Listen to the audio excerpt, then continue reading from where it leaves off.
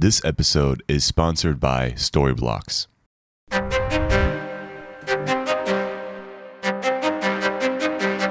Hey, what's up guys? Christian here for Kriscoart. We're doing a Q&A. We're gonna start doing these at the end of every month. I just wanna connect with you guys a little bit more. And you read the title, you know what this is about. We're gonna talk about how to get clients, how I get my collaborations and my client work. So the first question comes from Cuadros means picture. I think I'm saying that right. How were you able to work with artists such as Inanna Sarkis? Did you cold email them? It's kind of a nice day out. I think I'm tired of being in here. I'm just gonna go for a walk. I think this will work. What do you guys think? So we're talking about clients. How do we get them? Do we cold email them? Cold call them? So I'm just gonna share my personal experience. It could be the right or wrong way of doing things, but it's just what has worked with me. So that's what I'll share in this video. And I know the question was specific to Inanna, but that's how most of my collaborations, but I just want to share my process because I think there's a lot of misconceptions of getting clients. And yeah, let's talk about that. A lot of people are thinking that cold calling, cold emailing is the way to go. But honestly, there's so much more to that. And that's like step 3 or 4, and you need to take care of step 1 or 2. So I'm not against cold calling or cold emailing, but I think that should come as a final step. And there's a lot that you need to take care of first as a filmmaker. So with technology, cameras, film gear being more and more accessible, more inexpensive, the market has gotten really, really saturated, and that's why you need to stand out. So this is where personal branding, having a personal image, really goes a long way to make you stand out from everyone else. And it doesn't matter if you're not an influencer and you don't think that you need branding. You need it. You need to be really active on social media platforms. And honestly, the more that you put yourself out there, if your work is good, that's when clients are gonna hit you up, and that's when people are gonna wanna work with you.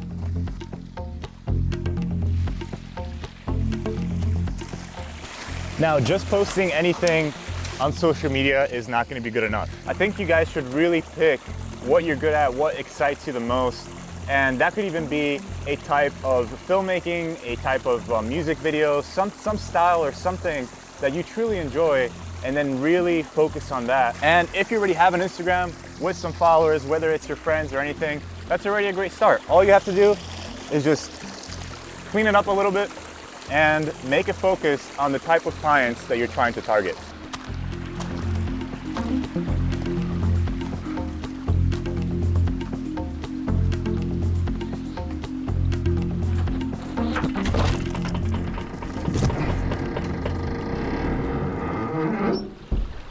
And guys, I can't stress this point enough because it's honestly what has helped me immensely. Like, building a brand and image online isn't just for likes and followers or even to get exposure. It also builds a sense of trust and authority. But of course, none of that matters if your work isn't good enough. Honestly, I really believe that if you're focused on your true calling of what you're really passionate about and you put it your all, the people that are supposed to enter your life, whether it's for work or for whatever project, that's gonna happen based on the work's own merit. And to go back to your original question, when it comes to people like Inanna Sarkis and all these really amazing and talented individuals, they've actually hit me up because they've stumbled upon my work in whichever way, whether it's through Instagram or through YouTube. And that kind of reminds me of another pretty important point. Make sure that you're diversifying your platforms. Be everywhere, be active, not just with posting, but also engaging with other people, other filmmakers in your area, in your community. Just make sure that you are super active and involved. And the more that you do that across different platforms, the more people will come across your work. And then from there, whoever connects with it will reach out to you. This is a mistake that I did earlier on when I started my freelance work. I literally said yes to everything. I strongly recommend, with hindsight, not doing that because you could risk pigeonholing yourself into a category of videos that you don't really feel passionate about. And what ends up happening in those situations is that you get stuck doing something that is kind of related to the art form that you're passionate about, but that kind of starts to give it a taste of just work and it starts to feel forced. and that's just no fun. So make sure that you are saying yes to the things that you actually feel inspired by, that seem like a fun opportunity. Because whenever you're really invested and you sincerely just love what you're doing, that shows in the end product. And if it's not just strictly work, you'll probably go above and beyond to make it work, to make it the best that it can be. And in turn, that's what's gonna bring a lot more clients. So make sure that you're not going for shortcuts. Don't just get the job done. Don't just do the music video for 400 bucks just because you need the 400 bucks.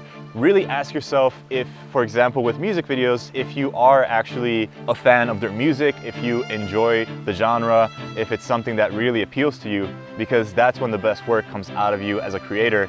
And that's what really attracts big brands, other creators, other collaborations, and other client work. But don't confuse that with getting picky and not shooting. I think you guys should shoot all the time, and it doesn't even have to be with clients. You could do a lot of like spec shoots, get the practice in with your friends, do whatever you need to do to keep creating, keep practicing, because if this is what you want to do, you want to make sure that you become an expert in whatever craft or part of filmmaking or VFX that you're interested in. Whoa. Next question comes from Antonio Raza. Did I say that right? Can you go into a little more detail about your pre-production stage with clients? That's a good question. I feel like it really varies from client to client, because I've had some clients that you literally can't do any planning. It's a lot of run and gun shoots and you have to kind of keep up with it and go with the punches. And there's been other shoots where everything has to be coordinated to the T. So there's quite a wide range when it comes to clients. So I could give you a few examples, but one of the starting points is really understanding your client, their needs, and their way of shooting. So for example, someone like Inanna is completely different because she thrives in the moment stuff, in improvising with other creators. So that's something that I have to keep in mind whenever I'm planning and whenever I'm shooting with her. I actually really enjoy working with her because of that reason. It's really a change of pace for me, and I get to get into guerrilla style filmmaking and all the stuff that I loved and that I did growing up. So it's very freeing in that sense, but it can also be very challenging because you have to keep up with it.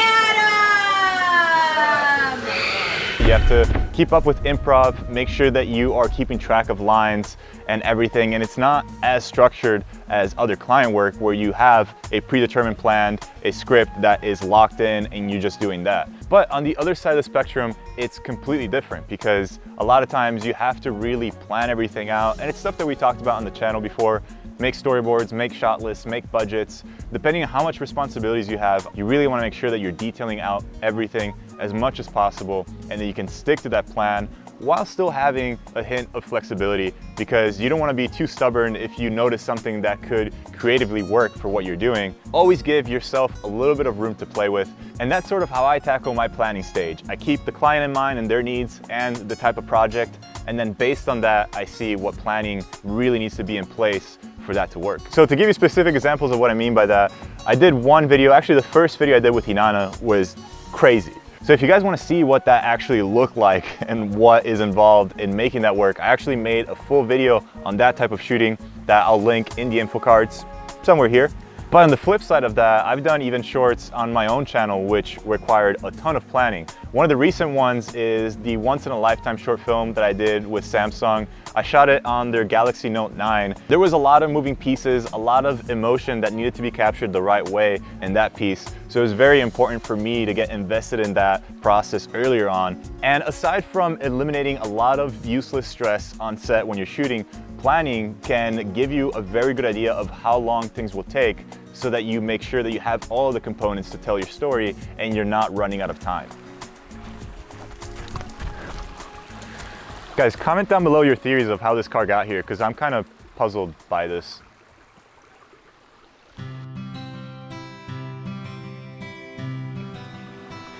All right, next and final question comes from Rax from YT. And his question is how to grow on YouTube. Give me some tips, please. I get this question a lot, and honestly, it really ties into what we've been talking about so far. Just do what inspires you, do it consistently, be truthful to whatever art form you are trying to express, and that alone will attract everything that you need, whether it's YouTube growth, whether it's clients. No. We found a car and a camera in the woods. Good day so far. So, as abstract as that sounds, Just make sure that you're keeping your inner child in you, be creative, feel inspired by what you're doing, and everything else will come in its own. That was not worth it.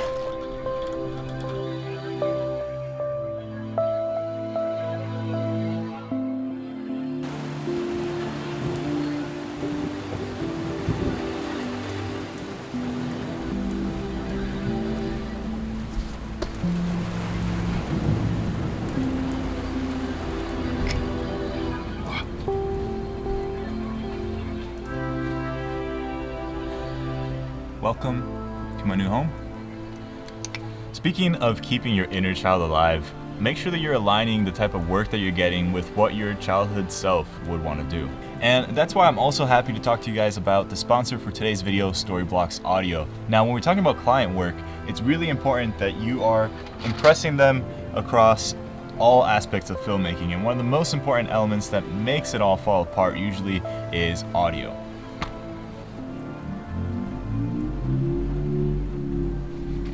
And actually, I need to make a correction. This is not a fort, this is a spaceship.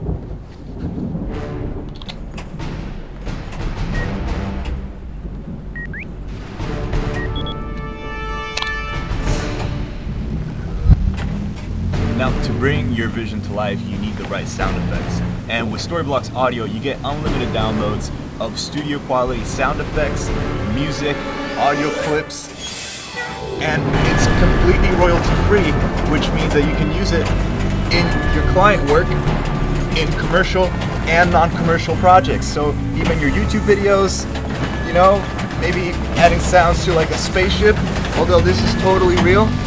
Guys, I can't tell you how useful it is to just have a library of sounds available, because I've had client work where I had to pay hundreds of dollars to license a single track or pay for every single sound that I was using, because you don't want to be caught red-handed using something that you're not supposed to be using or that you don't have the license to. And with Storyblocks Audio and its membership, you get unlimited downloads to use in any kind of project, and they're always being updated, so there's always new sounds to pick from. So yeah, check out Storyblocks Audio, get a membership, and start downloading unlimited music, audio loops, and sound effects.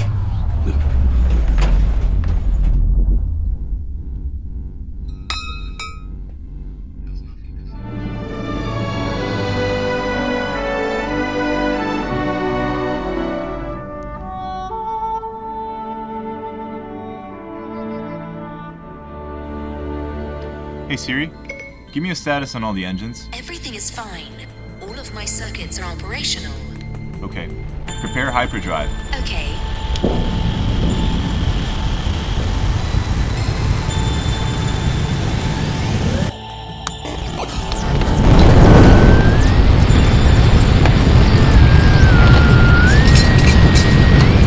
Hey Siri, stop hyperdrive!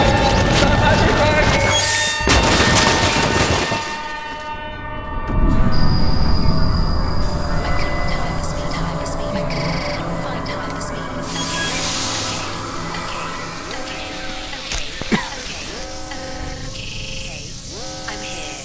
I couldn't find here. You have arrived at your destination.